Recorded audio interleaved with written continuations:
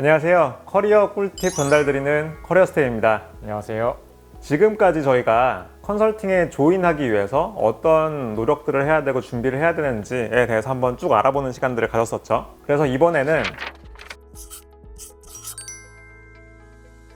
결국에는 이 세 가지가 중요한 것 같아요. 사람, 돈, 기회.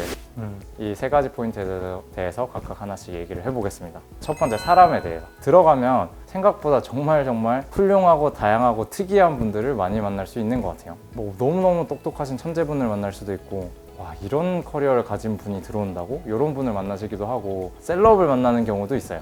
그래서 여기에 대해서 한번 얘기를 해보고 싶은데요. 가장 흥미로웠던 인물에 대해서 한번 얘기를 해주실까요? 저희 동기들을 좀 얘기를 해볼게요. 네. 저희 동기 중에 카이스트 수학과를 수석 졸업하고 서울과고 출신인 분이 있었어요. 지금도 되게 좋아하는 동생이지만 저런 사람이 천재구나 라는 느낌을 얻었던 첫 번째 동기 한 명이 있고요. 두 번째는 파운트라고 하는 로보 어드바이저 회사를 창업하신 분이 계시는데, 김영빈 대표님이 저희 동기였었어요.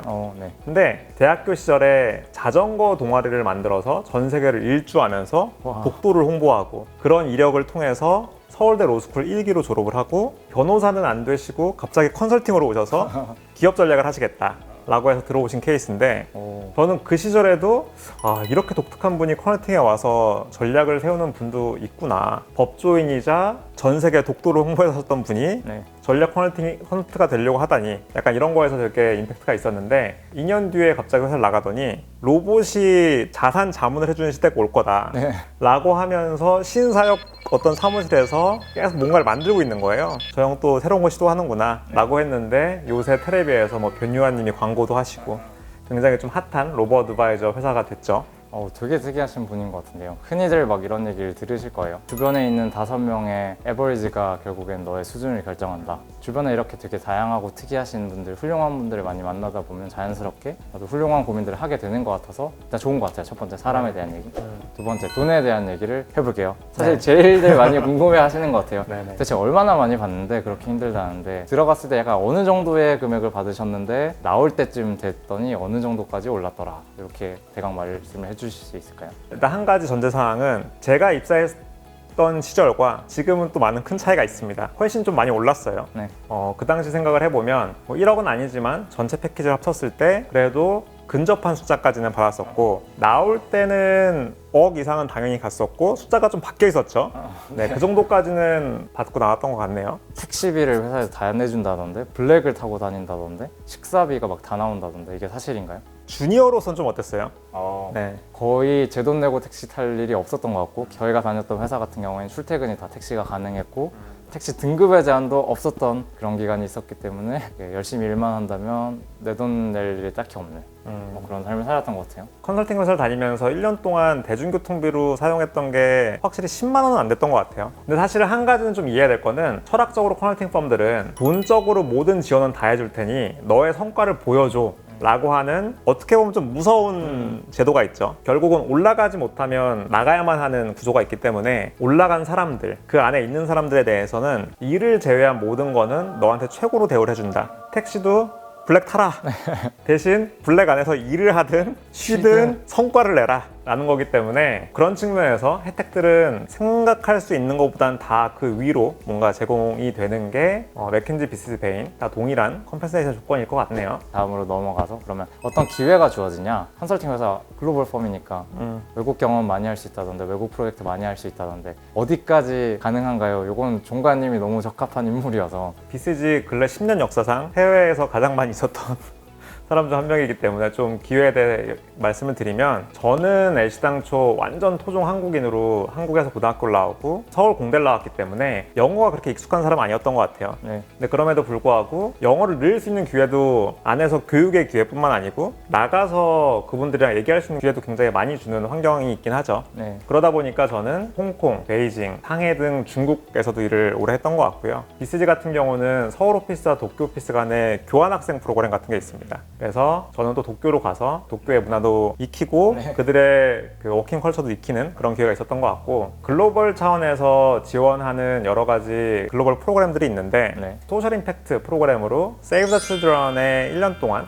런던 본사에서 일했던 경험이 있어요. 제가 가서 손으로 아이를 구한 건 아니지만 전략적으로 잘 분석하고 결과를 도출해서 그들의 혜택에 도움을 좀 주는 역할들을 했던 것 같아요. 이렇게 좀 해외 경험적 측면에 있어서는 굉장히 직원들한테 기회를 많이 주는 편인 것 같아요. 되게 많은 기회를 가지신 것 같은데 영어가 좀 늘었나요?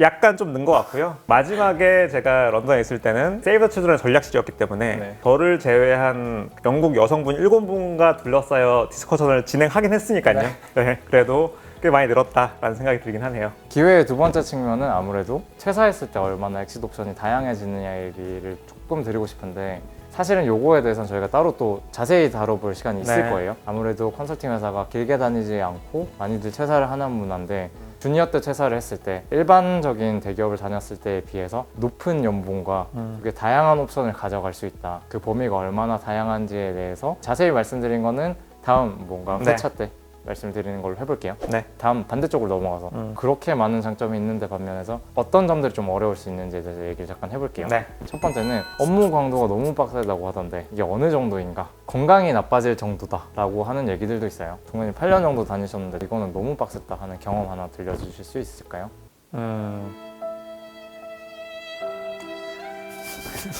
네, 여러 가지가 빡세긴 했지만 가장 빡셌던 게 뭔지를 또 생각하다 보니까 옛 추억이 잡히기도 하고 그런데 그 M&A 프로젝트를 컨설팅 펌에서 많이 한다라고 하죠. 네. 결국은 CDD라 그래서 그 듀 딜리전스를 하는 프로젝트가 일반적으로 빡셀 수밖에 없는 것 같아요. 그렇죠. 그 이유는 단기간 동안 인수하고자 하는 회사에 대해서 면밀히 파악을 하고 클라이언트한테 이 회사는 좋은 회사입니다, 안 좋은 회사입니다를 네. 약 4주에서 6주 사이에 결론을 내야 돼요. 네. 일주일에 100시간씩은 일을 하게 되는 것 같아요. 케이스마다 좀 차이는 있을 수 있겠지만은 일반적으로 얘기할 때 DD 프로젝트에 들어가면 80시간에서 100시간 정도 일을 한다. 거의 밤새는 경험을 하셨을 것 같은데 연속으로 며칠 정도까지 밤을 새본 것 같다. 이틀 정도 완전 풀로 잠을 안 잔 적은 있지만 그게 3일까지 넘어가 본 적 한 번 없는 것 같은데요.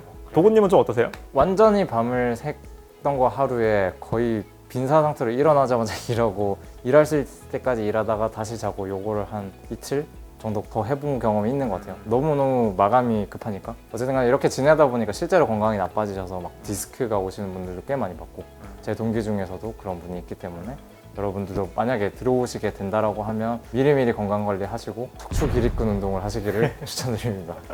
프로페셔널로서 사실 자기의 건강 관리를 한다는 것 자체는 굉장히 중요한 일이기 때문에 그렇죠. 미리미리 자기의 루틴을 만들어 오는 건 굉장히 좋은 거다. 또 하나의 측면, 관계.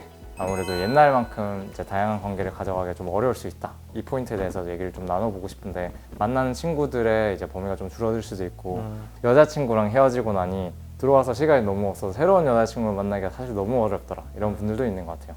실제로 종관님은 들어오셔서 어땠던 것 같으세요? 전 개인적으로는 좀 더 긍정적인 면이 좀 있다고 생각했어요. 컨설턴트들이 일반적으로 지인들을 만날 수 있는 시간은 금요일 저녁과 토요일밖에 없는 것 같아요. 그쵸. 일반적으로. 그러다 보니까 정말 찐 친구만 남는 그럴 수 있겠네요. 이 선순환이 발생하기 때문에 나름 사랑홍화를 배려해주면서 같이 만났던 친구들은 정말 친하고 좋은 친구들만 남게 되는 긍정적인 역할을 했던 것 같기도 하네요. 전 개인적으로. 나쁘지만은 않다. 네. 맞는 얘기인 것 같고 저는 개인적으로 주변에 조금 미안해지기 시작했던 것 같은 게 처음 들어가서 1년 동안은 평일에 저녁 약속을 아예 안 잡았던 것 같아요. 못 잡았던 것 같아요.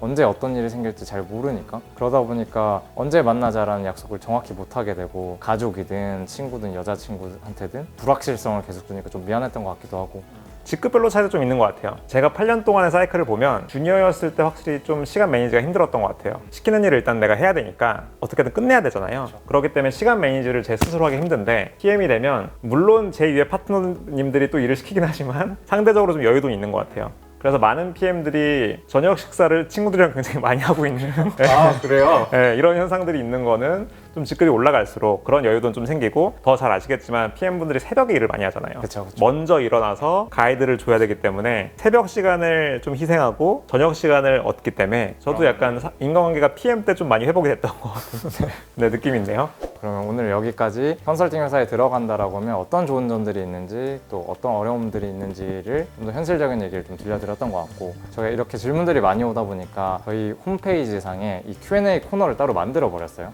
뭐 무료이니까 들어오셔서 QA 방을 또 이용을 많이 해주시면 좋을 것 같네요. 네, 좋습니다. 그래서 많이 질문을 남겨주시고요. 또 저희 컨텐츠도 그런 질문 기반으로 답변을 좀 드리는 식의 진행이 되면 훨씬 더 유익하게 할 수 있으니까요. 많이 질문 남겨주시기 바랍니다. 물론 퇴직한 지 좀 된 둘이지만 실제 현직분들도 나오셔서 많은 얘기를 나눠드리기로 했으니까 대화를 나누는 시간도 가져보도록 할게요. 그러면 오늘은 네, 여기서 마무리하도록 하겠습니다. 감사합니다. 감사합니다.